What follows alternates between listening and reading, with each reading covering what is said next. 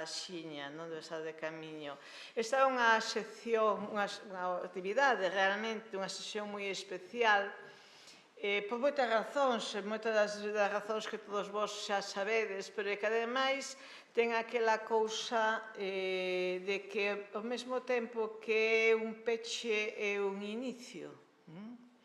É aqueles depende que tanto nos gustan a todos nós, non? Porque nos quixemos abrir 2025, que é o ano castelao, como xa sabedes todos, porque a prensa se encargou xa de empezar a divulgalo hai un tempo, con esta actividade sabendo que a peza central da actividade non era Castelao, senón que era Avelino Cachafeiro. Pero claro, nin Castelao ten data de inicio para unha homenaxe que lle facemos permanentemente, que esperamos seguir facendo durante moito tempo, nin as homenaxes debidas a Avelino Cachafeiro tiñan pouco acabado no ano 24, non? De feito, cando falamos co Rubén, pois quedamos de acordo en facer esta sesión, que era unha sesión de homenaxe para Avelino Cachafeiro no ano que celebramos o centenario de ser proclamado o mellor gaiteiro de Galicia, facelo realmente no inicio do ano 25. Esta semana publicamos tamén, grazas tamén ao traballo de Rubén Troitiño, a biografía de Avelino Cachafeiro no álbum de Galicia, non? Como sabedes, no álbum de Galicia non soamente figuran as biografías, sino tamén materiais complementarios, documentos, o noso propio fondo sobre o autor ou a autora de que se trate, unha galería fotográfica, noticias de prensa, traballos sobre o autor ou a autora, etc. E, cando é posible, como neste caso, tamén material sonoro, e aí vai chamar un pouco a atención para ese material sonoro que procede do Arquivo Sonoro de Galicia, que é o noso fondo sonoro no que hai varias pezas que vos permitirán escoitar as grabacións feitas no seu día hai case un século polos gaiteiros de Soutelo, non?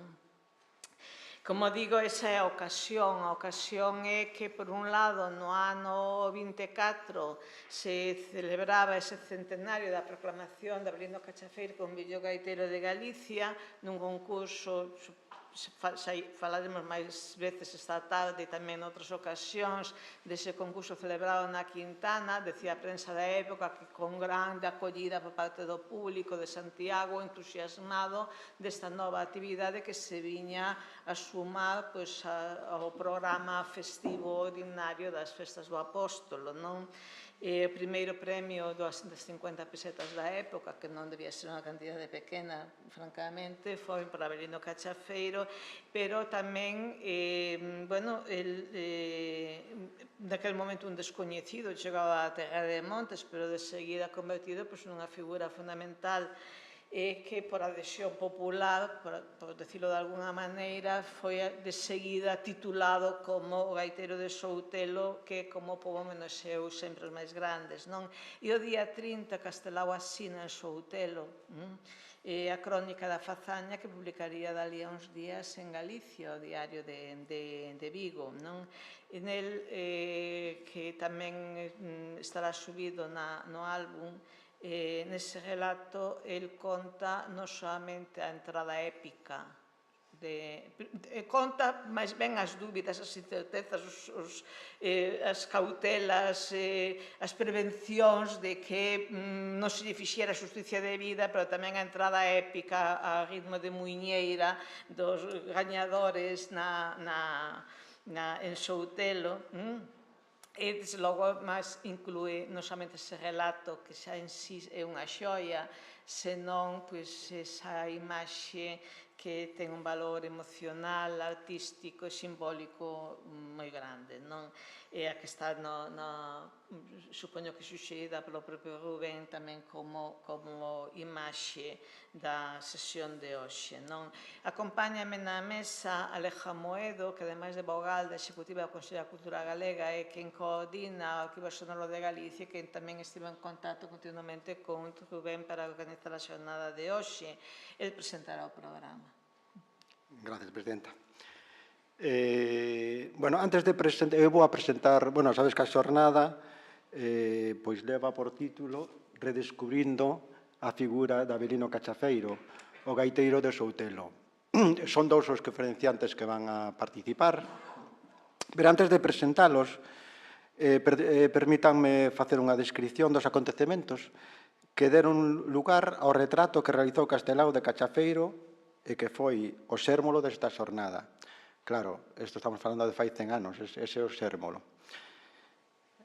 2 días despois da vitoria de Avelino, Castelao acompañou ao héroe na súa entrada triunfal en Soutelo.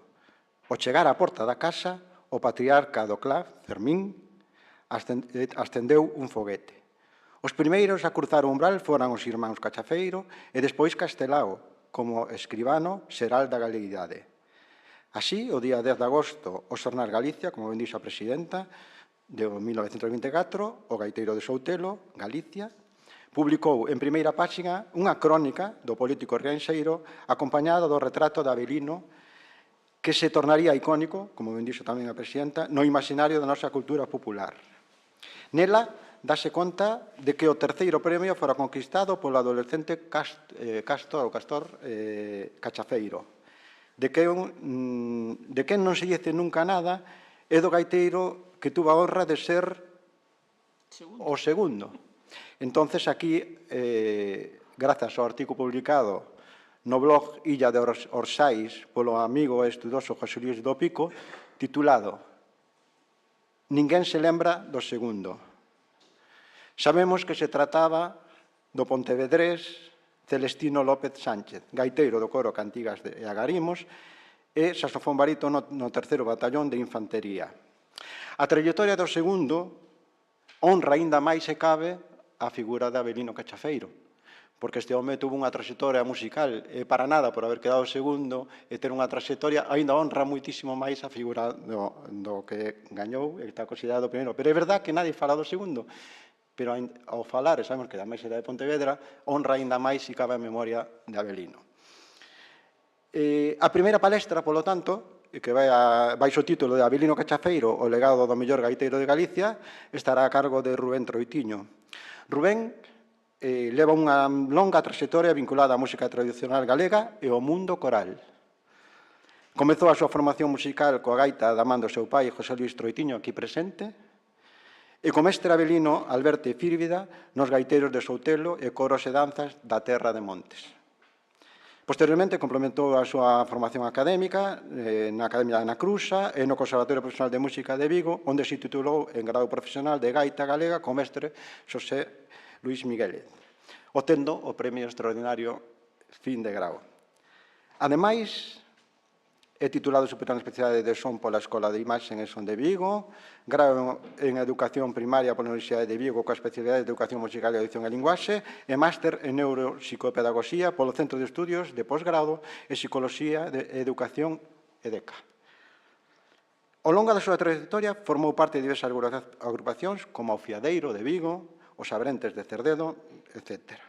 Ademais da súa actividade como músico, centra boa parte do seu traballo na investigación sobre as músicas da comarca de Terra de Montes a través do proxecto Músicas de Terras de Montes. Importante este blog que podedes consultar en internet, de acceso con moitísima información, no que profunda indudablemente nas súas raíces e a evolución histórica da zona e especialmente tamén de Avelino Cachafeiro. A continuación, Xiro López desenvolverá a palestra titulada Arte Europea para Avelino. Xiro, supoño que non son eu máis adecuado para presentalo, pero porque estou lendo a súa biografía, son dúas xeracións moi separadas, pero moi complementarias. Xiro é debuxante, pintor, periodista, caricaturista, escritor e ensaísta. Naceu en Ferrol no 42 e desde os 70 ao 2006 realizou debuxo de humor, de caricatura, política e numerosas publicacións galegas. Nos últimos anos, nada máis que 30, no periódico La Voz de Galicia. Inda que o seu medio de vida foi o periodismo, sempre practicou o debuxo e máis tarde a pintura. Publicou máis de 16 álbumes de temática variada e no 90 deseñou a Praza do Humor de A Coruña, un único recinto urbano onde se rende homenaxe aos grandes humoristas do mundo. No seu blog ten un blog que podedes consultar tamén, podendo Xiro, artista.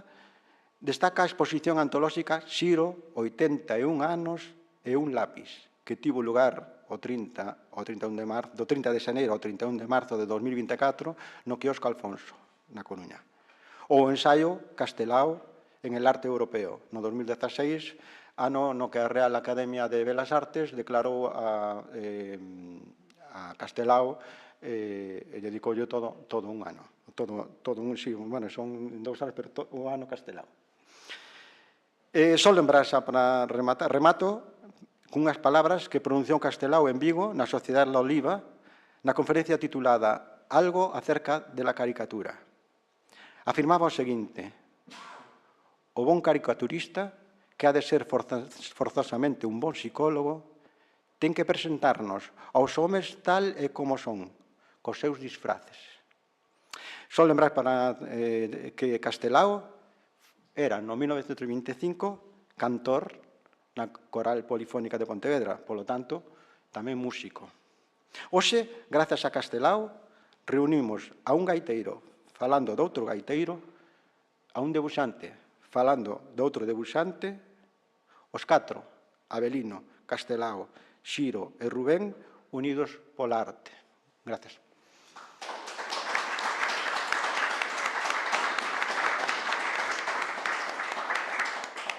Chamamos a Rubén Troitiño para a mesa, deixamos ya toda completa, esperamos que disfruten da xornada e que reciban co mesmo afecto, co mesmo cariño, co mesma emoción con que nos programamos. Digolle de maneira especial, non somente os admiradores, os veciños, senón tamén os parentes de Avelino Cachafeiro, recordando aínda aquel día en Soutelo no medio do verán.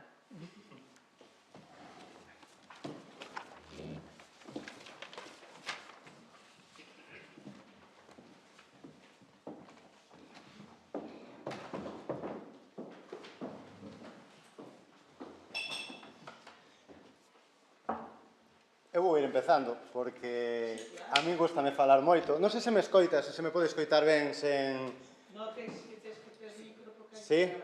Por detrás fanme así? Sí? Se non é proxecto, que veño de estar con 20 rapaces nun aula, voume sentar de momentiño. Quería empezar esta charla pois agradecendo ao Consello da Cultura por terme invitado e tamén aos presentes que estades hoxe aquí, pero en especial a Xosé Manuel Rivas Troitiño, a familia tamén de Avelino, que está bautista máis ermitas, que para min, pois eu teñolle a familia de Avelino moitísimo cariño. Tamén foron eles un pouco os que me guiaron por buscar máis información e, bueno, as cousiñas que trouxen hoxe aquí, pois algunha delas pois estaban na súa casa. Entón, imos primeiro contextualizar a Avelino Cachafeiro, este mozatón que está aquí, vese que aínda era moi novo, que naceu o 26 de maio de 1899, fillo de Fermín Cachafeiro e Dolores Bugallo. Foron un total de 8 irmáns: Regina, Marcial, Darío, Carolina, Isabel e, por último, Bautista e Víctor Castor. Estes dous últimos, máis o pai Fermín, foron os que conformaron o coñecido como Cuarteto Os Gaiteiros de Soutelo. Un cuarteto que pois empezou polos anos 20, é dicir, despois da Primeira Guerra Mundial, e rematou o inicio da Guerra Civil. É dicir, hai dúas guerras aí, que, bueno, que parece que son o inicio, máis o final, que nos marcan o inicio e o final do cuarteto. Pero temos que ter en conta que xa viñen dunha familia con raíces musicais, como podía ser o seu avó Juan Cachafeiro, que tamén tocaba gaita. Decía Rivas Troitiño que trouxen os libros orixinais, que é de onde eu partín, onde eu empecé a facer pois eso, un pouquiño a revisar a biografía, que son estes dous.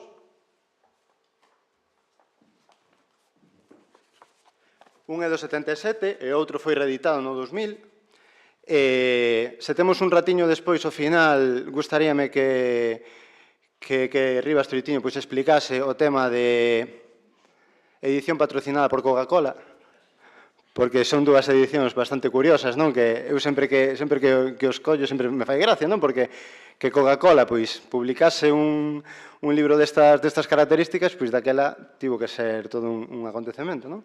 Pero depois, se hai un momentiño e queres explicalo, por mí encantado. Entón, eu parto destas dúas, destas edicións, que, unha é unha reedición, creo que o único cambio que hubo foi a data de nacemento, que hubo aí un pequeno lapsus, unhas fechas que bailaron un pouquiño, pero o resto está todo igual. Aquí podemos ver a familia de Avelino, o máis pequeniño, o que está á vosa esquerda sería Castor, e puxen a baixo dereita o patriarca Fermín, coa súa monteira cara atrás.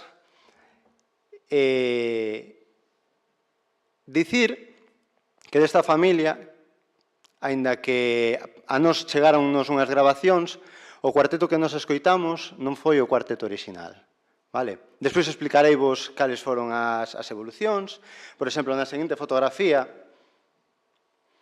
que esta é unha fotografía icónica, podemos ver a Fermín cun frautín. E a Bautista, que sería o da caixa, cunha caixa de música, cunha caixa de banda de música. Eu sempre pensei que esta fotografía fora simplemente fotografía de estudio, porque vese que o que hai no fondo é un decorado. Eu dixen, isto seguramente fixeron esta formación para fotografía, porque sempre escoitamos falar dos gaiteiros de Soutelo, e o frautín, na Terra de Monte sí que hubo frautín, hubo requinta, pero eu non apostaba porque esta formación saíse a tocar por aí. Pero, buscando, apareceu esta fotografía. Puxenlle unha lupa porque non se ve ben, pero sí que se pode observar neste lado, aquí de medio lado, está Castor co frautín. Se nos fixamos tamén se pode ver, pois que claro, está moi escura, aparece, aquí detrás estaría Fermín co bombo, a percusión sempre iba detrás, iban diante os gaiteiros, neste caso frautín e gaita, e detrás a percusión. Iría Bautista coa caixa de música. Esta formación foi a que despois deu lugar ao cuarteto. Aquí sí que sabemos o cuarteto, dúas gaitas, tambor e bombo. É unha formación novidosa. Cando nos falamos do cuarteto tradicional, eu, baixo o meu punto de vista, o de tradicional quédase un pouco... Foi unha novidade que se incorporou e, dúas gaitas parece que encaixaron ben, foi unha formación que gustou e a partir de aí a formación foi ampliando xa a quintetos, a grupos máis grandes. Pero, esta, para que vexades un pouquiño cal é a trayectoria do grupo, é dicir, empezamos con frautín e caixa de banda de música, que era moi típico naquela época, aproveitar instrumentos da banda de música, tocar unha gaita cun requinto, tocar unha gaita cun clarinete, e como foron evolucionando hacia tocar dúas gaitas, tambor e bombo.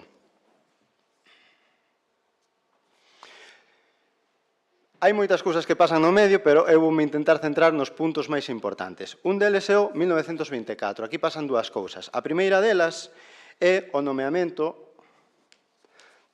o título de socio honorario como gaiteiro do coro galego da Sociedade Artística de Pontevedra. Esta fotografía eu atopeina grazas a internet, porque agora os que nos gusta buscar cousas, pois aproveitamos moitísimo as redes sociais, e publiquei unha fotografía e unha señora dixo, aí cos gaiteiros de Soutelo bailaba meu pai. Eu dixen, como que bailaba o seu pai? Entón puxeme en contacto con ela. Pois pasoume 3 fotografías. As fotografías, despois vou ensinar, unha delas é esta, e podese ver a toda a sociedade artística co gaiteiro de Soutelo, con Avelino, aí no medio tocando a gaita, e no seu lado esquerdo estaría Bautista. No outro lado, que ten a gaita na man, estaría Castor. E como curiosidade,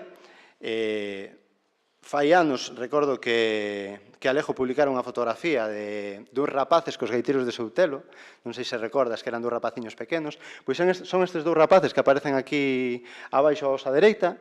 Eses dous rapaces son Luis Novas Medal e Amelia Novas Vázquez, son curmáns. E un deles é a familia da señora que me mandou as fotografías. Eu dixenlle, se teño que ir á súa casa a digitalizar as fotografías, acércome. E dixenme, home, vivo en Sevilla. E, se me mandas unhas fotografías con móvil, de momento, ímolo deixar aí, Pero, bueno, xa polo menos temos de nome a parella infantil.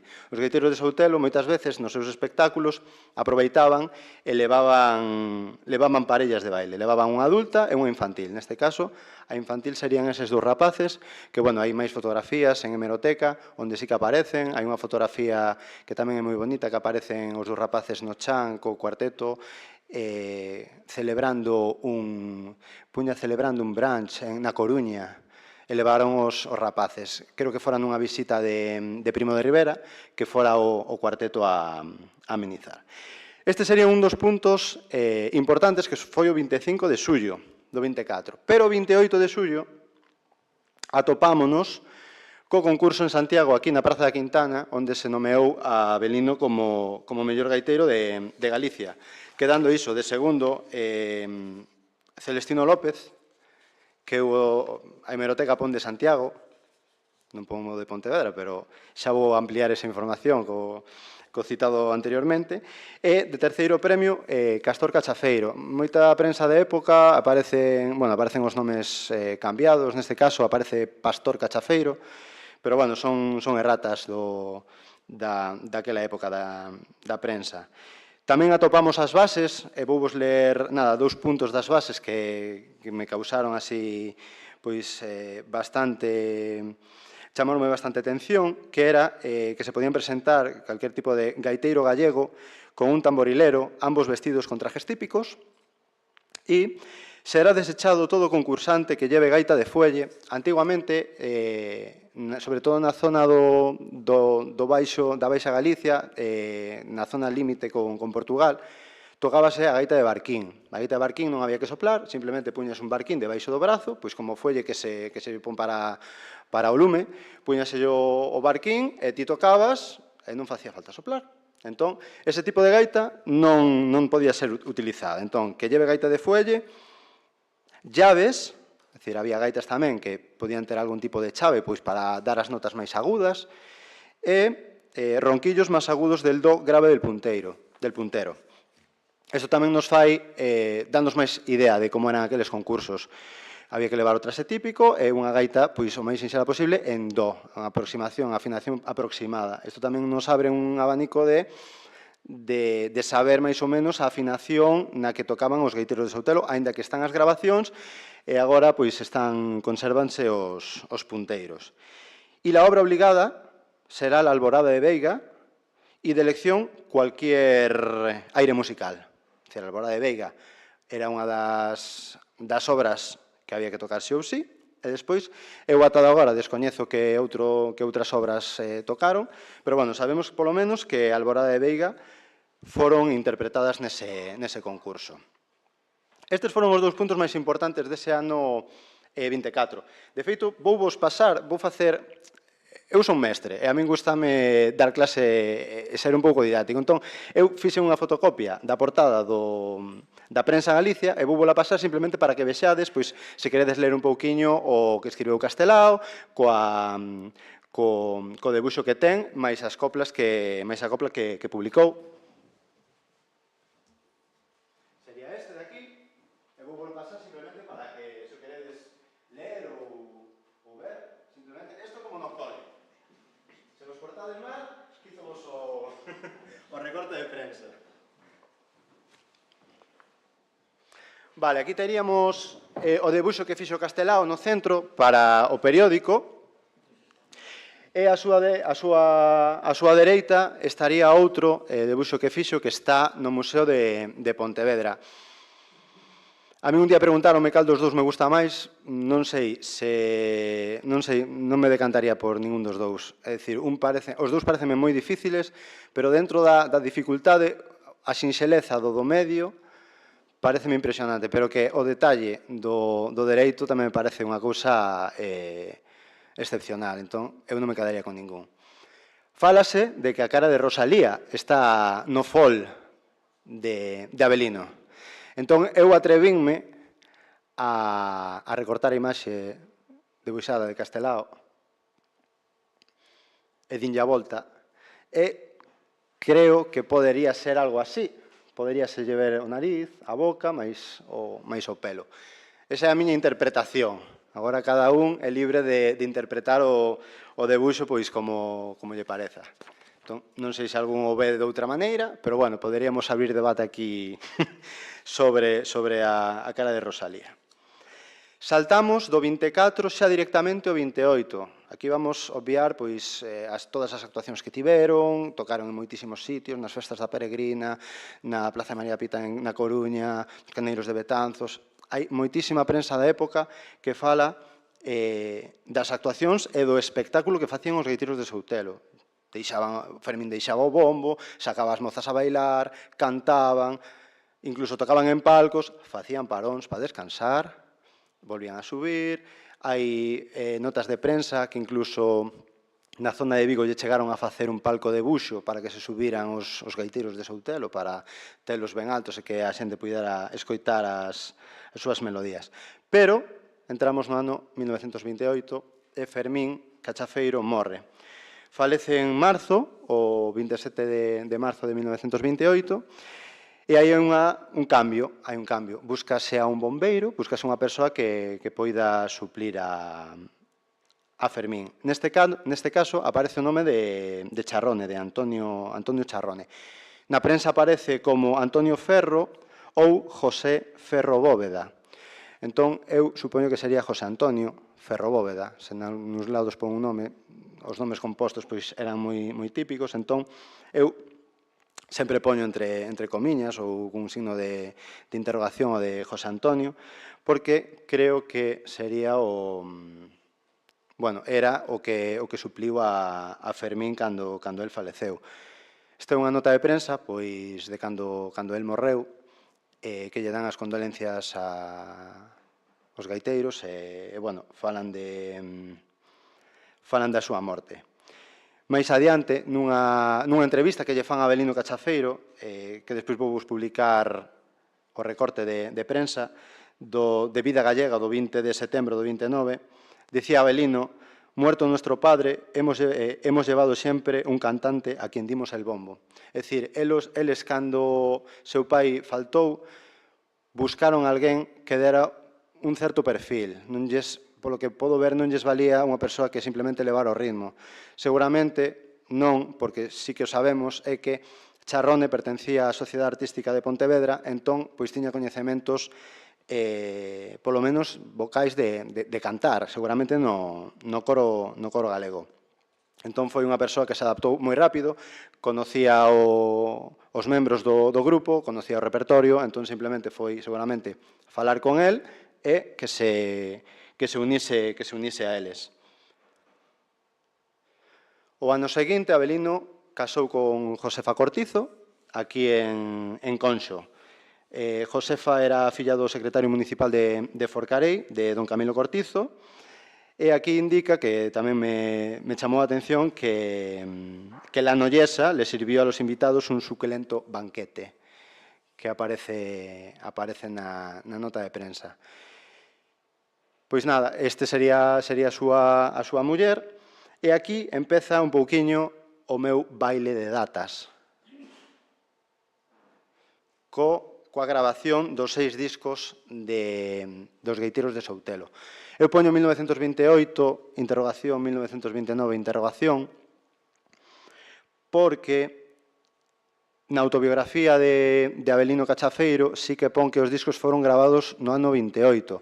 Tamén se fala de que coincidiron na grabación no Teatro Principal coa Coral de Ruada, máis coa Banda Batallón de Mérida, pero por hemeroteca gravaron no 29, eles dous. Os gaiteiros de Soutelo nunca aparecen nomeados nas grabacións, nas notas de prensa. Entón, eu creo que Avelino seguramente pois hubo aí un baile de fechas e nada, seguramente foron no 29. De feito, na entrevista que vos comentei antes de Muerto mi padre, eliximos a un que cantase, puño o seguinte: «Mi hermano Castor es un buen barítono». Porque, claro, eles, aparte de tocar nos discos, pois cantan. Había pezas de gaiteiro solista, pezas de cuarteto e pezas cantadas. Puña. «Mi hermano Castor es un buen barítono, los otros dos sabemos salir del paso.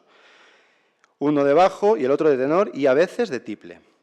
Nuestras cántigas dan mucha alegría a las fiestas y para que nadie falte, en los intermedios bajamos del palco y nos ponemos a bailar». Entón, eu todavía, ainda falaba antes aí cun compañeiro sobre o tema das datas. Para min, isto digo abertamente, baixo a miña firma, eu creo que gravaron no 29. Porque, a Coral de Ruada, máis a Banda Batallón gravaron no 29, as notas de prensa indican iso, todos os catálogos que saliron da Casa Regal e de Columbia indican, é a data de que se distribuíron os discos, pero ao final traer alguén que viñese gravar o teatro principal solamente para eles e un ano despois gravar eles, pois sería un pouco descabellado, non? Andar movendo así a xente.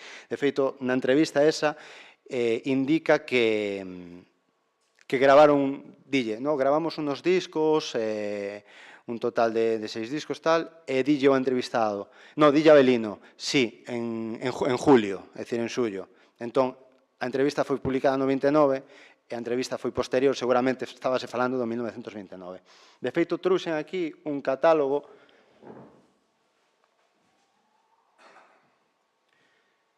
que este é original da Casa Regal, discos eléctricos. Xa estamos a falar dunha grabación feita con micrófonos de maneira un tanto rudimentaria, porque, claro, estamos falando de que pasamos dunha grabación feita cun cilindro de cera a uns discos onde había unha serie de micrófonos ou un micro, e eles puñense dunha determinada forma e gravaban toma única, tamén lle dá ese son especial, non? Escoitas incluso, é un disco que a min gustame moito escoitar, porque aparte das pezas elexidas, que son pezas realmente dunha dificultade que para aquela época e para agora non calquera se pode enfrentar, pois, por exemplo, a unha Alfonsina ou, por exemplo, a unha Alborada de Rosalía de Castro, a Muñeira de Chantada, son pezas relativamente difíciles, pero que eles as tiñan incorporadas no seu repertorio. Eu creo que tamén baixo unha produción musical, que seguramente sería dada polo director da Sociedade Artística, do Coro da Sociedade Artística. Este original, este catálogo, xa vos digo, é o catálogo onde aparece Os Xogueteiros de Soutelo, Coral de Ruada, a Banda Batallón e Los Cuentos de Joselín. Era todo dedicado, pois, a Galicia. Foi un catálogo dedicado única e exclusivamente a Galicia. Entón, por iso, eu poño en dúbida o tema do 28-29. Entramos así na súa xira por América. Estreáronse no Teatro Avenida, en Bos Aires, o 29 de novembro de 1929 e despedíronse o 28 de febreiro de 1930, tamén no mesmo teatro. Aquí aparece unha serie de novas e aquí aparece outra vez nomeado Castelao. Os Gaiteiros de Soutelo levaban por detrás dúas imaxes, dous decorados, que foron pintados por Camilo Díaz. Nesta nova pon que conseguiron que Camilo pintase por mediación, por recomendación de Castelao. É dicir, que seguramente Castelao, polo tema da amizade que tiña con Avelino, dixo, mira, vai pasar isto, aparte que está metido polo medio da Diputación de Pontevedra, tamén para ver toda a xente que había ali na emigración e demais, e seguramente, por mediación de Castelao, pois que pintoulles eses dous decorados. Un deles sí que hai fotografía, porque aparecen os Gaiteiros de Soutelo, pero noutro sí que de momento, ata o de agora, non aparece. Como vou por orden cronolóxico, pero como estou facendo saltos no tempo, antes falaba da entrevista, isto publicouse o 6 de setembro do 29, o 20 de setembro publicábase na revista Vida Gallega a entrevista da que vos falei antes, onde aparecía o da morte de Fermín, que buscaban alguén cun perfil que tocase o bombo, e o da grabación. Estou lendo aquí, teño aquí os apuntes que decía o periodista, estoy enterado, en julio en Ourense, é dicir, en julio seguramente do 29. Simplemente para que vexades as dúas follas que aparecen en Vida Gallega, aparecen, os Gaiteiros de Soutelo, arriba, aquí xa non está Fermín, co bombo. Isto é unha fotografía en un cruceiro en Combarro, de feito, se ides a Combarro, podedes sacarvos a mesma fotografía, porque a casa detrás está exactamente igual. É dicir, non pasaron os anos por esa casa. En cambio, hai outra fotografía dos Gueiteiros de Soutelo que xa puxeron unha cousa máis modernista e xa non se ve, é como unha especie de arco, pero xa non está, pero esta casa sí que aínda se conserva tal cual, e na outra folla, pois, podemos ver a... bueno,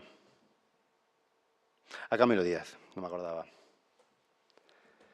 Vale, outra das novas de que os Gueiteiros de Soutelo marchan para Bos Aires. Isto, a verdade, que foi unha viaxe bastante sonada naquela época, sobre todo para a xente que estaba ali na emigración, e empezaron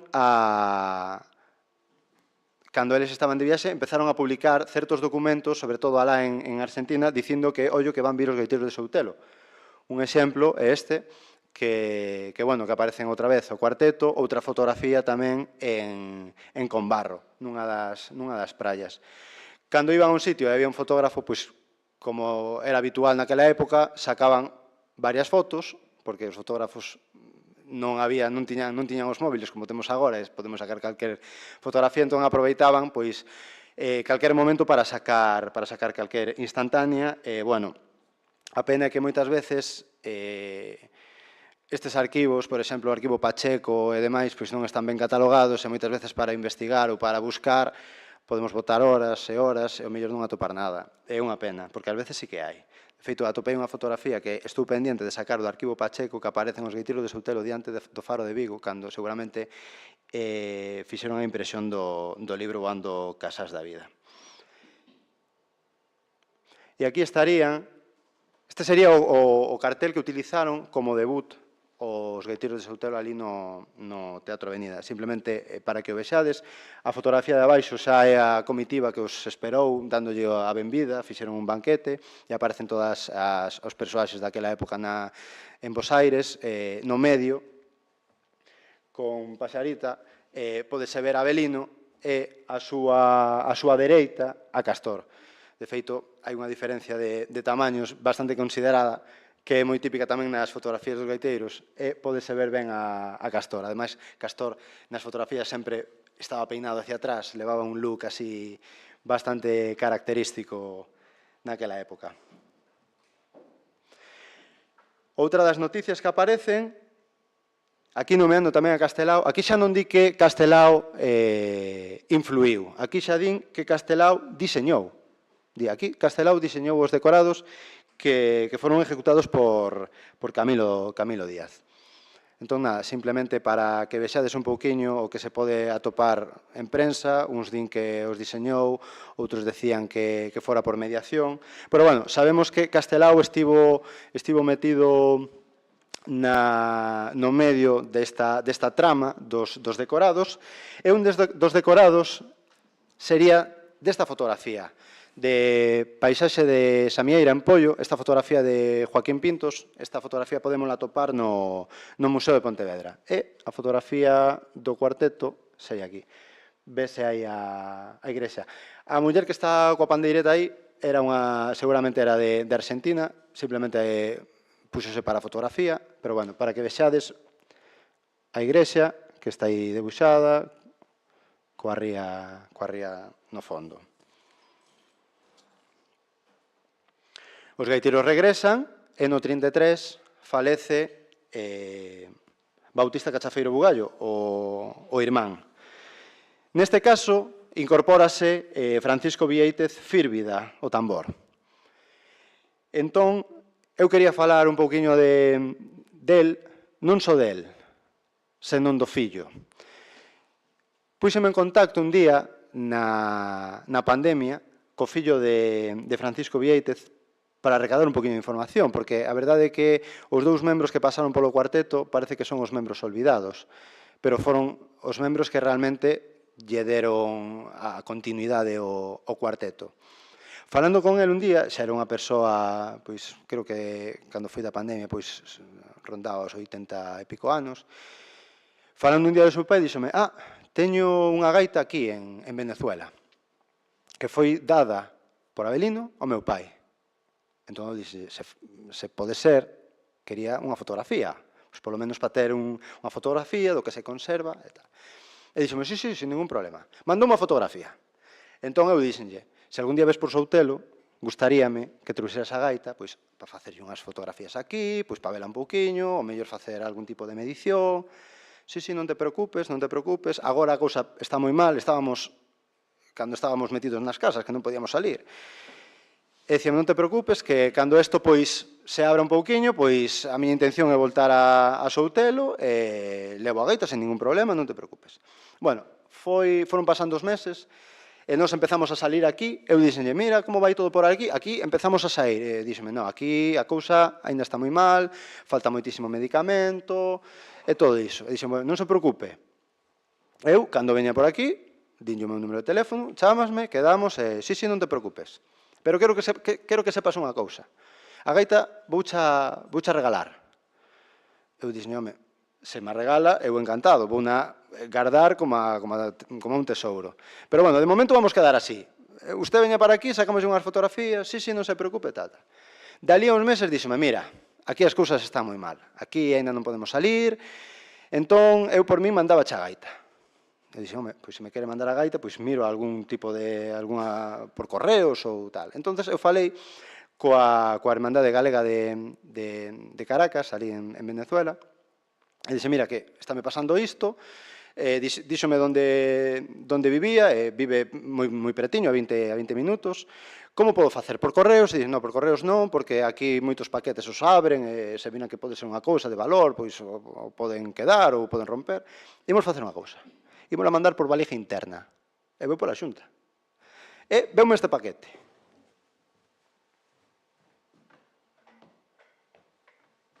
A gaita veu nesto. A gaita veu nesto. Entón, claro, eu collina, saquei unhas fotografías e puxeme en contacto con el. Moitas gracias, mandoche unhas fotografías, tal. Non me contestaba. Eu volvía a escribir, espero que todo vaya ben, tal.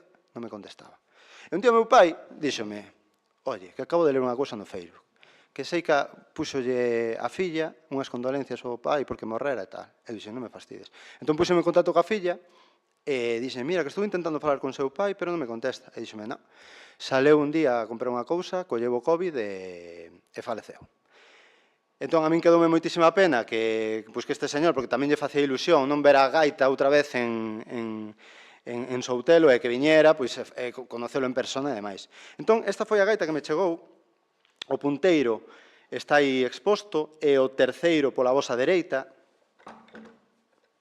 Simplemente vos vou ensinar unha das pezas, porque claro, poderíase decir, e como sabes que é a gaita de Avelino?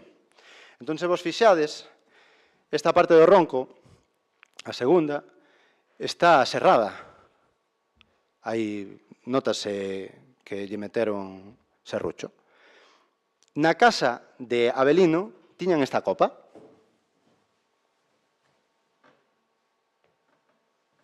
Que tamén está serrada. E a cor da madeira e o debuxo da madeira son prácticamente idénticos. É dicir, que o artesán que fixo isto era o mesmo. Entón, podemos afirmar contundentemente que a gaita que estaba na casa do señor alá en Venezuela, partes da gaita pertencían a outras partes que estaban na casa de aquí de Avelino. Como característica así un pouco importante a señalar, non sei se algún de vos por aquí hai algún gaiteiro. Algún de vos? Sí. Vale. Paréceche un ronco de gaita galega? Non, este é un ronco asturiano. Vale. É un ronco asturiano. Os roncos asturianos son, bueno, chamase forma de pera, son moi característicos, bueno, a organoloxía dos instrumentos pois varía dependendo da zona xeográfica, e este era un ronco asturiano, igual que os dous punteiros que están á vosa dereita, que son os máis grandes, esos dous punteiros son asturianos, porque Avelino estivo traballando de mozo en Asturias, estivo de ferreiro ali. El fíxose ferreiro en Carballés, un puebliño que está ao ladiño de Soutelo, e foi para lá. E seguramente escoitou a sonoridade de algunha gaita e gustoulle e dixe, pois, vou probar. De feito, nas fotografías, moitas que se ven, podes observar con este ronco, este ronco. Entón, simplemente como curiosidade, é dicir, que utilizaba un híbrido entre gaita asturiana e gaita galega. Vale, chegamos ao 1936. O 1936, en principio aquí, desfíxose o cuarteto. O cuarteto estaba chamado para tocar nas Olimpiadas Populares de Barcelona, de aí foi o estourido da Guerra Civil, iba co equipo de waterpolo de Marín tamén, non chegaron a ir. Volveron outra vez para Galicia, a través de Madrid, meteronse por Portugal e foron a Soutelo. Isto en principio, as notas de prensa, topei dúas notas de prensa de 1939 e de 1941 onde se fala dos guiteiros de Soutelo. Pero descoñezo se era o cuarteto ou Avelino con algún familiar, porque podería estar aí tamén no medio algún familiar ou alguén coñecido de Avelino da Sociedade Artística, pero eso descoñezo. Pero simplemente que se sepa que o nome do cuarteto dos guiteiros de Soutelo seguiu sonando anos despois. Pero, en principio, imos dicir que remataron no 36. Isto un poquinho a trayectoria do grupo. Agora voume centrar na figura de Avelino, simplemente dar uns datos, porque Avelino, aparte de tocar a gaita, foi empresario, pintor, escultor e poeta. É dicir, foi un home que tocou un pouquiño de todas as artes. Como empresario, tivo Changüí, aquí podémolo ver. A imaxe que hai arriba a vosa esquerda, onde aparece unha señora, máis el, porque eso fixo el, que estaba no seu bar, no Changüí, bueno, tivo cine, sala de festas. Isto, a día de hoxe, non se conserva, por unha das reformas que se fixo no local. A parte deste local, pois tivo un surtidor Camsa, ali en Soutelo. Tocou un pouquiño de todo, porque tamén tivo unha funeraria. Entón podemos ver que onte tive unha chamada aquí con Radio Voz, con Voces de Compostela, e dicíame que tanto che facía o baile como che facía o enterro. Pois parece ser que sí. Dedicábase ao mundo empresarial, pois tocaba un pouco de todo. E tamén, a parte de pintura. Fixo varios cuadros, de feito, tivo exposto un en Vigo, nunha tienda, así aparece nas notas da época da prensa, pero un dos cuadros que a min máis me fascina é o autorretrato de Avelino, que agora, gracias á familia, gracias a Ramiro Ermitas, artista, pois está no Museo de Pontevedra, ali vaise conservar, en principio vai ser restaurado. Entón, eso quere dicir que, bueno, que o patrimonio que temos de Avelino estáse conservando, e iso, a min, polo menos, éncheme de alegría, non? Porque isto todo se conserve. E no medio aparece un retrato que fixo Avelino de Fermín, que estaba nunha das paredes era do Changüí, non? Que, bueno, que este tampouco se conserva. A fotografía da vosa dereita está Avelino coa súa obra. Esta é unha fotografía que consérvase foi feita por Virxilio Viétez, polo fotógrafo, e consérvase no Concello de Forcarei. Para non estenderme moito máis, bueno, está o tema do escultor. Esta é unha escultura que está no Changüí, no bar, que tamén a familia donou ao Concello de Forcarei, e que, en principio, vai ser exposta nalgún lugar no auditorio, seguramente, pero, bueno, están todavía vendo o tema da ubicación. E, para rematar, falar do libro Voando Casas da Vida, un libro que teño por aquí,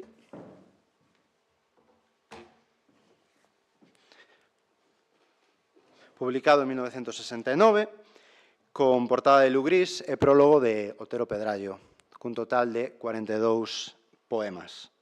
Isto foi no 69. Uns aniños máis tarde, el enfermou, estaba enfermo de cancro, e o 13 de abril de 1972, Avelino Cachafeiro finou en Soutelo. Isto foi unha vista rápida de Avelino e dos gaiteiros de Soutelo. Podería estar extendéndome moitísimo máis. De feito, teño aquí a fotografía final da miña intervención, pero se me dades 2 minutos, ensino vos dúas fotografías non sei se podo, se teño tempo, sí? Vou directamente a elas. A ver se localizades alguén coñecido. Esta sería unha delas. Hai un señor no medio, estánlle facendo un pasillo, non? E baixan uns señores. Hai un señor con bigote. Alfonso XIII. Dunha das visitas que fixo Alfonso XIII aquí a Galicia. Esta fotografía, máis a primeira que vimos, máis a seguinte que imos ver, son as que están na casa en Sevilla, que dixen, se hai que ir alá, podo ir. Esta é unha delas, a verdade é que é unha auténtica xoia. Podemos ver a Avelino aquí, a vosa dereita, coa gaita agarrada, e a seguinte sería esta, onde se ve tamén o rei Alfonso XIII xa sen a gorra, e a toda a sociedade artística. A verdade é que daría para facer un traballo tamén a sociedade artística de Pontevedra, igual que a de Vigo, etcétera, etcétera. Teño máis fotografías, pero creo que non me vou liar máis. Simplemente quería ensinar a última, que esta, que ten que haber un documento audiovisual, un documento grabado en vídeo de Avelino tocando con Basilio Carril, constructor de gaitas. De feito, entre Avelino, que é o que está tocando o tambor co puro, a súa dereita, é dicir, a vosa esquerda, hai unha persoa con unha cámara. Entón, eu sempre lanzo isto. Se algún coñece, algún afeccionado ás grabacións históricas antiguas, que pregunten, porque eu creo que estaría estupendo poder localizar esta grabación. Sen máis, vou poñer a última fotografía, porque a persoa que está aí tocando a caixa está hoxe presente aquí, que é Juan Bautista, bisobriño do gaiteiro de Soutelo, tamén o portavoz encargado de levar o seu legado artístico. O que está a vosa dereita é Avelino Alberte, que foi o que me ensinou a min a ler música, foi o meu primeiro mestre de música. A parte de atrás está José Fírbida, Maduro, e Avelino no medio. Se algún de vos toca o saxofón, que non lle chirríen os ollos, porque o que toca o saxofón non sabe tocar o saxofón, que ten as mans cambiadas. Simplemente se puxo para a fotografía. Entón, creo que non me esquezo de nada. Se tendes algunha pregunta ou calquer cousiña, pois estarei encantado de responder. E se non, pasaríamos xa directamente á segunda parte da ponencia. Sí? Graciñas.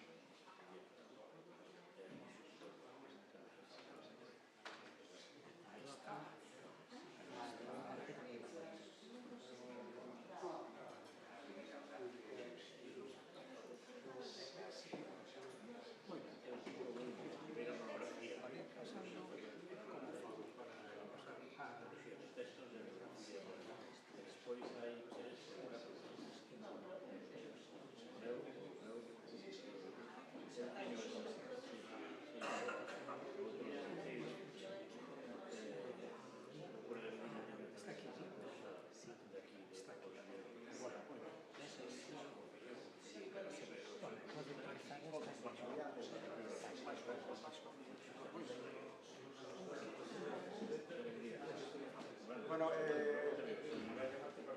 puedo decir algo porque como non está a dar cuenta. Moi ben.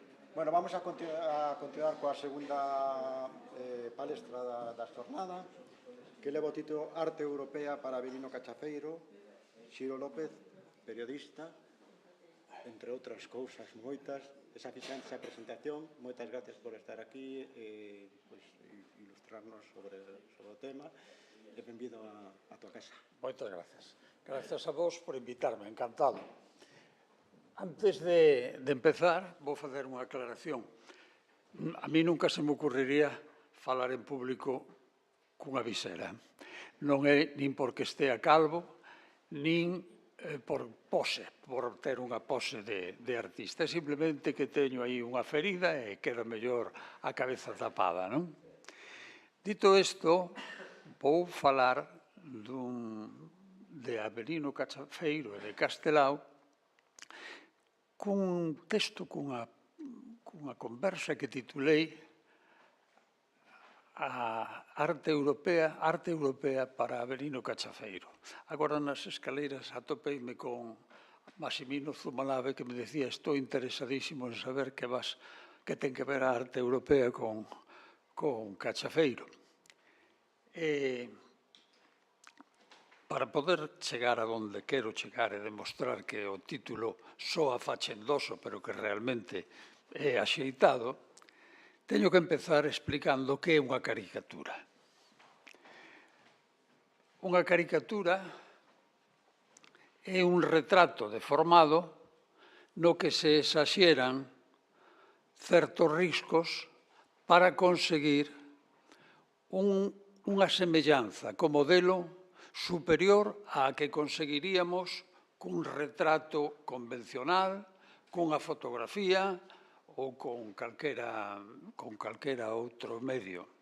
É dicir, Henri Bergson decía que a caricatura é unha arte diabólica porque obxectivamente non se asemella ao modelo e, sen embargo, vemos ao modelo mellor que nun retrato. En que consiste esa arte diabólica? De diabólica non ten nada. O que ten é que o caricaturista ten o don de descubrir no rostro do modelo a súa expresión característica. Todos temos unha ou dúas ou tres ou catro expresións características que son as que nos identifican e son as que, cando pensamos en determinada persoa e pechamos os ollos e conseguimos velo, estamos vendo cunha expresión que é súa. Esa expresión está nos ollos e na boca. Isto quere dicir que o caricaturista o que ten que facer é descubrir esa expresión que o modelo ten nos ollos e na boca e exaxerala. Exaxerar a expresión. Exaxerala por exceso ou exaxerala por defecto. Iso depende da arte do caricaturista. Pero, en realidade, consiste simplemente neso, en apreixar a expresión peculiar do modelo e exaxerala. Con eso conseguimos un resultado sorprendente porque é certo que, obxectivamente, non se asemella ao modelo, pero a hora da verdade recoñecemos nese debuxo o modelo mellor que nun retrato convencional. Aquí, non sei por que se puxo isto, pero vamos quitarlo, non sei por que se me puxo iso. Xa está. Aquí temos un retrato de Valle Inclán. Isto non é unha caricatura. É un retrato feito con liñas, pero aquí non hai unha caricatura, porque este é un retrato que lle fixen eu a Valle Inclán, porque non estou exaxerando a expresión de Valle Inclán. Non apreixei esa expresión que Valle Inclán ten nos ollos e na boca, senón que simplemente collín a súa fisonomía, debuxeina con moi poucos trazos e pode parecer, precisamente por eso, pola brevidade dos trazos, pode asemellarse, en certa maneira, a unha caricatura, pero non é unha caricatura. Nin é unha caricatura este outro retrato de Valle Inclán tamén está feito con liñas, nada máis que con liñas, pero realmente eu non tratei de facer unha caricatura, non tratei de simplificar, de coller o máis expresivo de Valle Inclán e representalo da maneira máis breve. O que pasa é que é certo que cando eu fago retratos sempre exaxero un pouquiño, sempre en todos os retratos que eu fago poño un chisquiño de caricatura. Iso é unha das características dos retratos que eu fago. Pero unha caricatura é isto.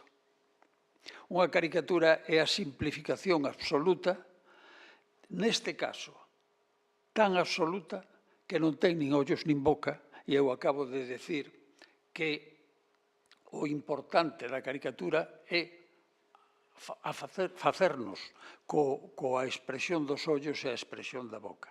Que pasa? Que a caricatura tamén pode ter diversos estilos. O estilo no que se consigue a maior semellanza co modelo é o que eu chamo caricatura de carácter, que consiste simplemente en exaxerar o necesario para obter ese efecto de caricatura. Isto é o que Castelao chamaba caricatura arbitraria. Realmente é un xogo, ademais de ser unha caricatura, é un xogo que nos permite facer todas as deformacións que queiramos de unha maneira elegante, pero é un tipo de caricatura abreviada, unha caricatura abreviada. Como é abreviada esta outra. Non se pode facer unha caricatura con menos liñas das que aquí están feitas, non? Aquí temos un retrato de Ramón Piñeiro. Está feito con poucas liñas tamén, pero é un retrato, non hai dúbida ninguna, non? Non hai dúbida ninguna de que é un retrato. En cambio, aquí temos unha caricatura de Ramón Piñeiro. A cousa é completamente diferente. Fixádevos na expresión da boca, aquí feita, digamos, cun estilo impresionista, e fixádevos aquí o xesto da boca, como está forzado, como está buscado. Aquí temos un retrato de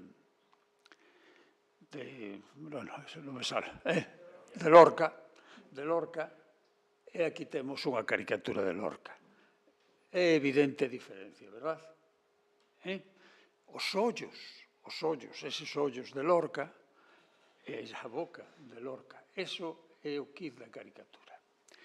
Cando nos poñemos a ler, aínda hoxe, cando nos poñemos a ler calquera tratado de caricatura, é inevitable que empecen falando de Leonardo da Vinci.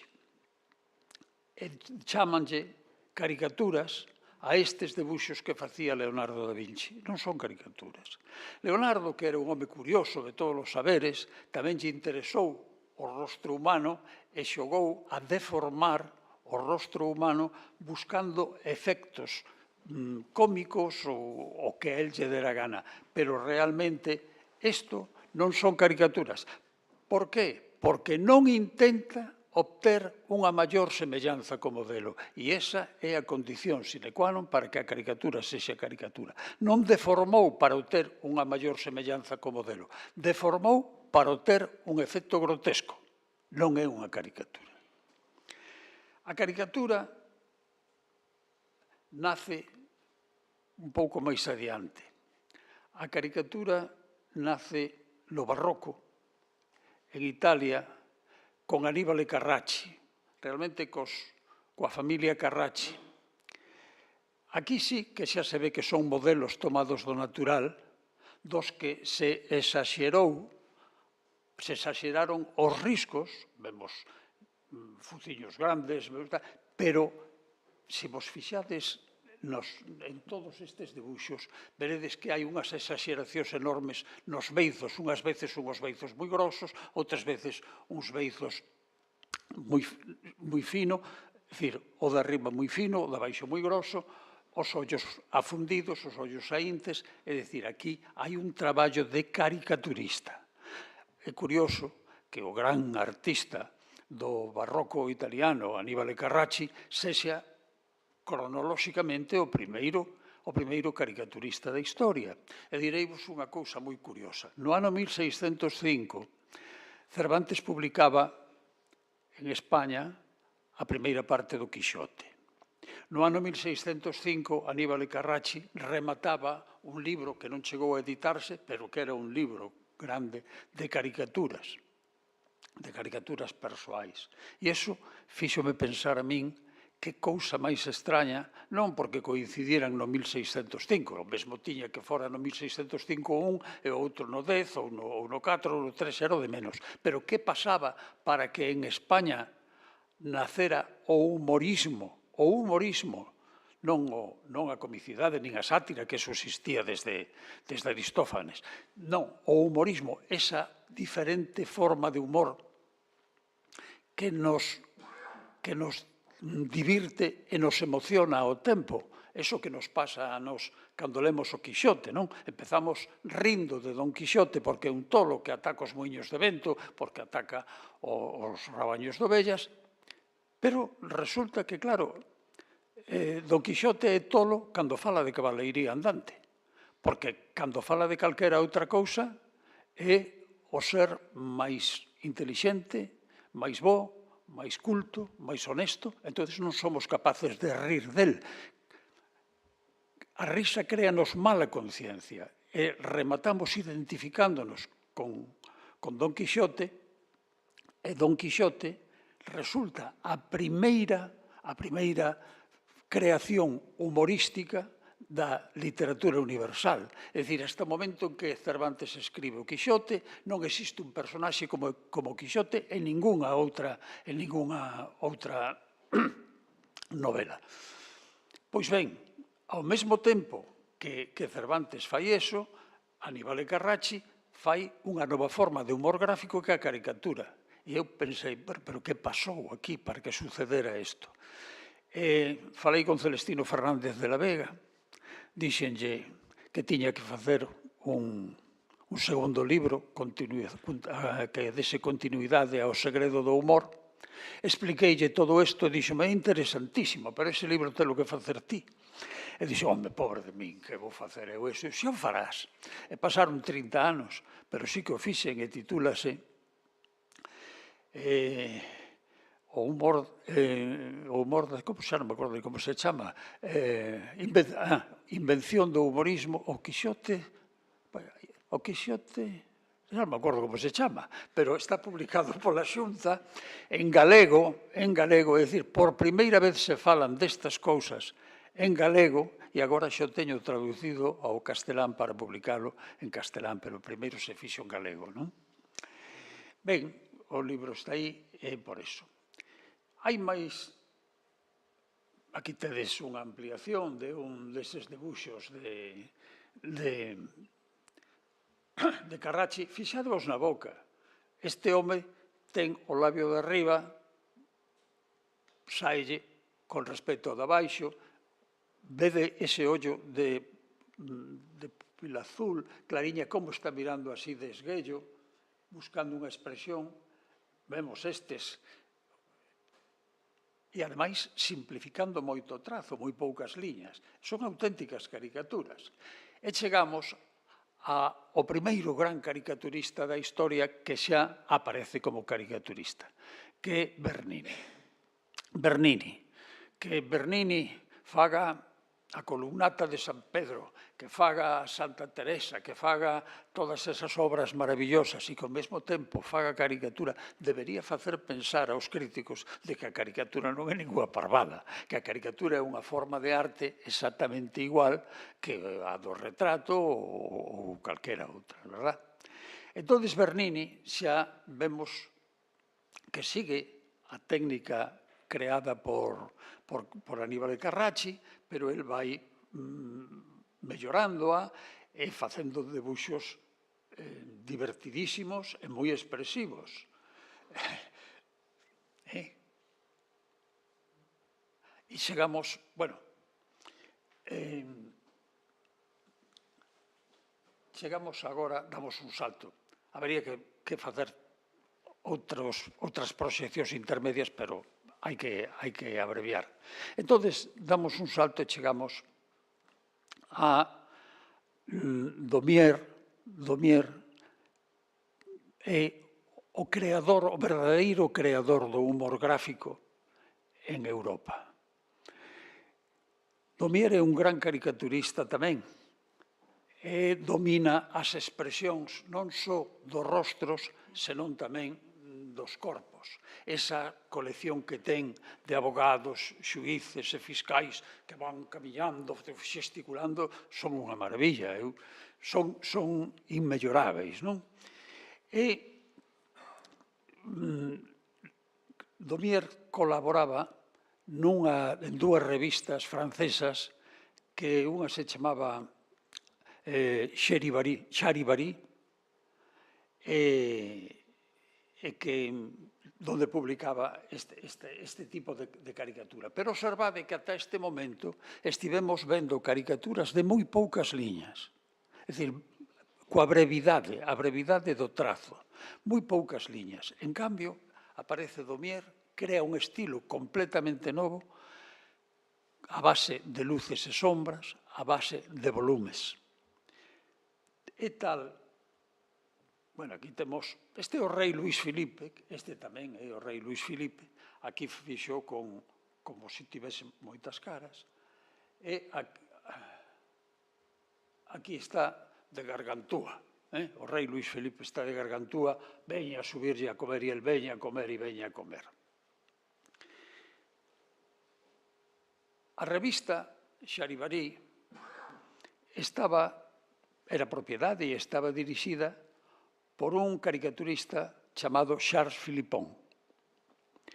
E este home, bueno, estes eran auténticos anarquistas do lápiz litográfico e buscaban ridiculizar a monarquía. Entón, un dos grandes éxitos de Philippon foi debuxar ao rei Luís Felipe primeiro, digamos, un retrato hasta certo punto convencional e ir facendo de formación ata que o converte nunha pera. Naturalmente, pecharon a revista, botaronlle unha multa, pero ao rei Luís Filipe ninguén lle quitou de enriba o alcume de a pera. E agora pasamos a un estilo completamente diferente e entramos en materia. Porque é certo que cando Daumier empezou a publicar este tipo de debuxos con luces e sombras, foi tal o seu éxito que toda Europa, en realidade todo o Occidente, porque en Estados Unidos apareceu un gran caricaturista que se chamaba Thomas Nast, que seguía a Daumier e logo foron aparecendo outros. É dicir, durante moito tempo, durante casi un século, houbo unha especie de tiranía estilística de Daumier. Pero de pronto, en Alemania, apareceu un debuxante mediocre, non era un gran debuxante, chamábase Busch, e rachou completamente co estilo de Daumier e empezou a facer debuxos de liña, é dicir, volveu aos tempos de Bernini, pero cunha liña moi cuidada, preciosa, unha liña vibrante, purísima, e empezou a facer uns debuxos que sorprenderon a todos porque era rachar radicalmente co maxisterio de Daumier. En Alemania, pouco despois, naceu unha revista que se chamou Simplicissimus, estaba en Múnich, que se chamou Simplicissimus, na que o propietario dedicouse a facer como Florentino, o presidente do Real Madrid, o do Barcelona, contratar os mellores debuxantes de Europa. En a revista Simplicissimus, que toma o nome da obra literaria alemana, picaresca alemana, ficharon a gran figura do debuxo de humor en Noruega. Chamábase Olaf Gulbrandsen. Olaf Gulbrandsen era un xenio do debuxo. Era un xenio do debuxo liñal. Ninguén como el conseguía uns debuxos tan vibrantes, tan preciosos. Entón, sucedeu o mesmo que sucedera con Daumier tempo atrás, sucedeu con el. Toda Europa se puxo a debuxar con poucas liñas. Pero por que triunfa isto neste momento cando Daumier parecía que era eterno? Por unha razón. Porque estes debuxantes en Alemania, da revista Simplicissimus e algunhas outras, entenden que a técnica da caricatura que aplicamos ao rostro dos modelos non ten por que ser exclusiva para facer debuxos de persoas, que se pode aplicar a todo o que hai na natureza. É dicir, se simplificamos o rostro dunha persoa reducindo a pura expresión co menor número posible de liñas e de trazos, por que non vamos facer eso cun edificio? Por que non vamos facer eso cun can? Entonces, todo na vida ten caricatura. Esa é a mensaxe que se lanza desde a revista Simplicissimus. Todo na vida ten caricatura. E empezan a facer debuxos de humor coa técnica da caricatura e chámase caricatura modernista. Por que? Pois porque toman a técnica dos ilustradores modernistas que fan esas liñas preciosas para aplicala ao debuxo de humor e á caricatura persoal. Olaf Gulbrandsen, como digo, era un vikingo. Eu, vedes que aquí hai o Eswer Eimel, que é un libro que el publicou en alemán, a súa autobiografía. Os meus sobrinhos traduciron ao galego, na revista Grial hai algún capítulo dedicado a este asunto, porque realmente o que contaba Olaf Gulbrandsen da súa aldea en Noruega era moi semellante ao da Galicia profunda, non? Pero este home, como digo, era un fenómeno. Esta é unha caricatura que lle fixo a Eleonora Duse. Bastou con debuxarlle os ollos, era abondo xa debuxar, poñerlle os ollos. Pero a liña era preciosa, non? Bagaría, por exemplo, era un fervoroso admirador de Olaf Gulbrandsen, cando lle decían que recordas a Olaf Gulbrandsen? O tío sacaba peito, estaba encantado de que lle dixeran que era o Olaf Gulbrandsen español. Aquí está Schopenhauer, non recordo quen é o outro, pero mirade que dominio de trazo máis expresivo, máis bonito, que escorzos. Recordades os debuxos del barbero municipal de Castelao?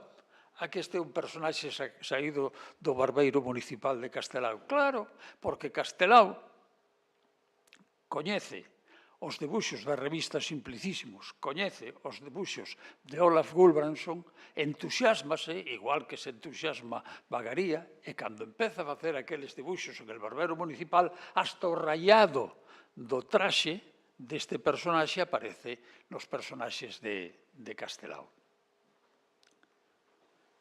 Vede esta dama bueno, que maravilla todo o conxunto, non? É un dominio absoluto do debuxo. Bueno, e aquí entonces xa vamos a chegar a Castelao. Estaba dicindo que Castelao bebe nas fontes da revista Simplicissimus e concretamente na arte de Olaf Gulbrandsen. Eu publiquei na revista Grial, daquela, non sei en que ano sería, hai moitísimo tempo, desde logo, publiquei un pequeno ensaio que titulei A caricatura como arte, e viña a explicar que Castelao aprendera a técnica da caricatura modernista a caricatura modernista, que a aprendera dos debuxantes alemáns, da revista Simplicissimus e de outros.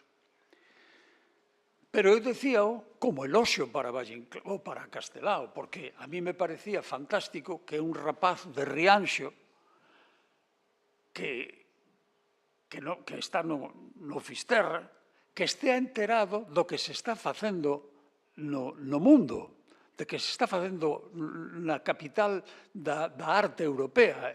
Eso parecíame digno de toda louvanza, non? E como louvanza escribín aquelo. Ai, mi madre, nunca tal fixera. Valentín Paz Andrade apañou un cabreo fenomenal, puxome a parir no libro Castelao na luz e na sombra, dixo que eu argallara todo aquelo, que era unha atrapallada, e que Castelao non coñeceu a Olaf Gulbrandsen ata que fixo a viaxe por Europa no ano 1921. Claro, no número seguinte contesteille collendo o diario 1921 e demostrando que cando Castelao se encontra con Gulbrandsen xa fala de un personaxe coñecido e máis de determinados personaxes, de determinados debuxantes, imita demasiado a Gulbrandsen, fai este tipo de comentario dunha persoa que coñece a Gulbrandsen perfectamente. Pero é que, ademais, eu non estaba descubrindo nada, porque naquel pequeno libro pequeniño que fixera Luis Seoane sobre Castelao, di ali clarísimamente que estaba moi influenciado por Olaf Gulbrandsen. Bueno, na segunda edición do libro Castelao na luz e na sombra, pois xa desapareceu ese comentario crítico, non? Pero Castelao si, home. Castelao está clarísimo que aprendeu de Olaf Gulbrandsen e de outros. Tanto na caricatura persoal, aquí temos a doña Emilia Pardo Bazán feita con menor número posible de liñas, e observade que os ollos pechos e a boca é unha simple liña. Pero incluso o tratamento do corpo, isto é absolutamente de Gulbrandsen. Aquí, Venceslao Fernández Flórez, coñecida caricatura en estampas de cousas da vida, o home rico en pesetas que regala céntimos para ir ao ceo, os dous neniños, se me tocara a lotería, mercaba pan. Pero fixadevos que hai estilos distintos. Fixadevos que aquí a liña é purísima e fixadevos que aquí a liña é rota. Bueno, é que Castelao bebía en moitas fontes. O libro o último libro que publiquei, que se titula Castelao na arte europea, falo da influencia que tivo Goya, da influencia que tiveron outros dibuxantes da revista francesa La Chateaubert. De feito, que eu saiba, en Galicia hai dúas coleccións completas da revista La Chateaubert. Unha era de Castelao, está no Museo de Pontevedra, e outra merqueina eu, doeina á Facultade de Filoloxía con toda a miña biblioteca humorística que se inaugurará pronto. Aquí hai un tipo de dibuixo de liñas rotas que é unha combinación da técnica da caricatura modernista con debuxos expresionistas de Goya. Isto é unha maravilla. Aquí vemos como definía a caricatura modernista Castelao. Decía, é síntese e expresión. Pois aquí o temos. Non se pode facer un debuxo con un menor número posible de liñas que esta, porque ni siquiera o vestido da muller está rematado, expresiva a atitude do neno. O sea, isto é unha xoia. Nese libro que de Castelao na arte europea, eu digo que Castelao é certo que se inspirou en moitos dibuxantes europeos. De feito, o famoso afiche campaña da autonomía onde se ve o capitalista muxindo a vaca, esa idea está tomada dun debuxante francés, bastante malo, por certo, pero o que pasa que quen muxía a vaca na viñeta francesa era o Papa. El colle esa idea e transforma. Por certo, que o dibuixo final, xa sabedes que o verdadeiro dibuixo final non o fixo el, que o fixo Isaac Díaz Pardo con 16 ou 17 anos, pero Castelao o que si facía era como Picasso. Cando vía algo que lle gustaba e que lle servía de inspiración para facer unha obra propia, preocupábase de que a súa obra fose moi superior a aquela que lle servía de inspiración, non?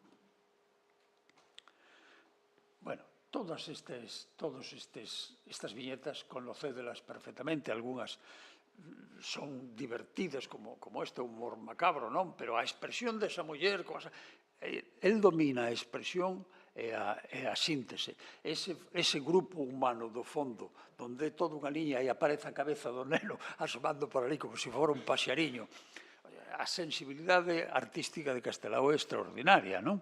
Como dibuixante, é un dos grandes dibuixantes do mundo, grandes dibuixantes humoristas do mundo, eso sen dúbida ninguna.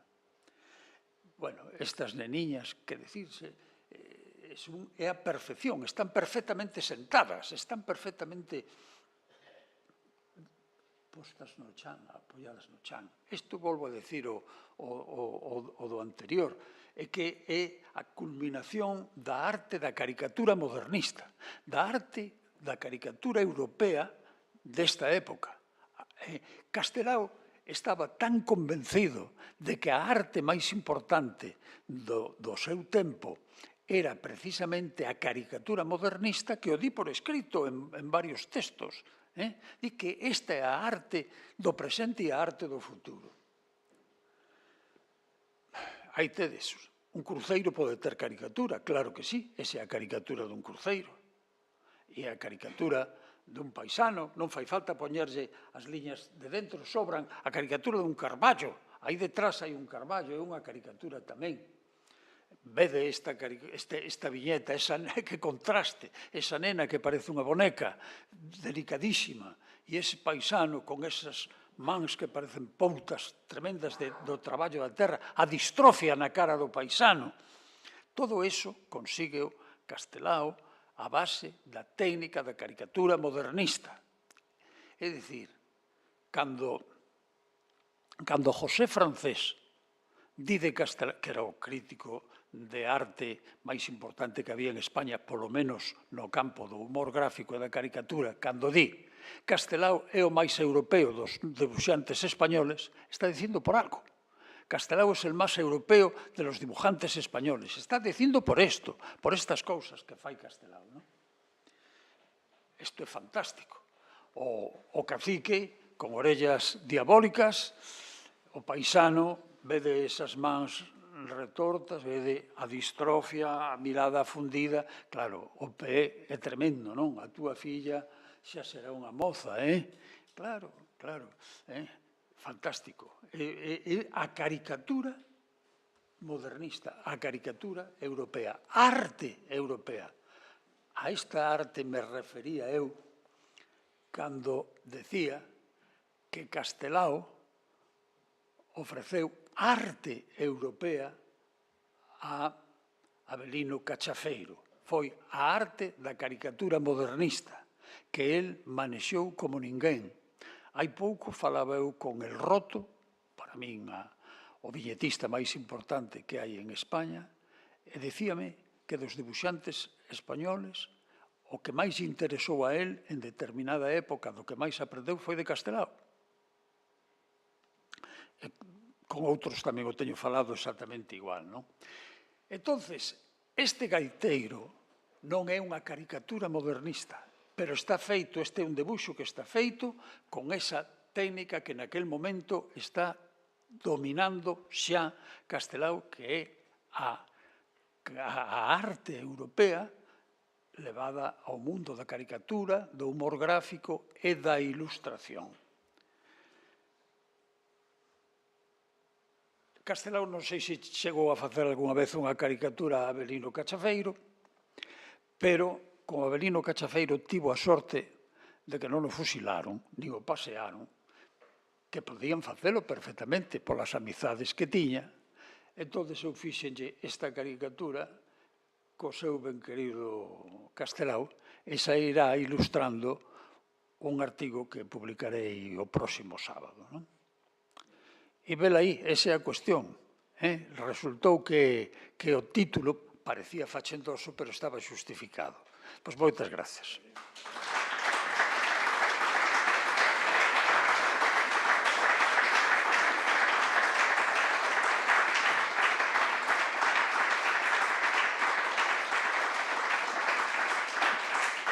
Non sei se alguén quere matizar algo, preguntar algo, eu estou a vosa disposición. Nada. Aí hai un que está dando o dedo, pero non é para min. Bueno, pois nada, moitas grazas.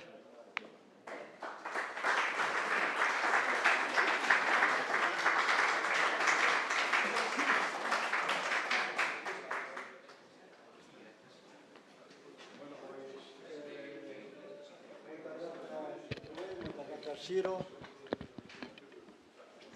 Creo que podíamos continuar, ou polo menos podía continuar escoitando tanto a un como a outro, fíxoseme corto, polo tanto creo que temos tema para máis xornadas, sin dúbida. Moitas gracias por estar con nós, ilustrarnos, gracias a todos pola asistencia e por estar aquí, vale? Gracias.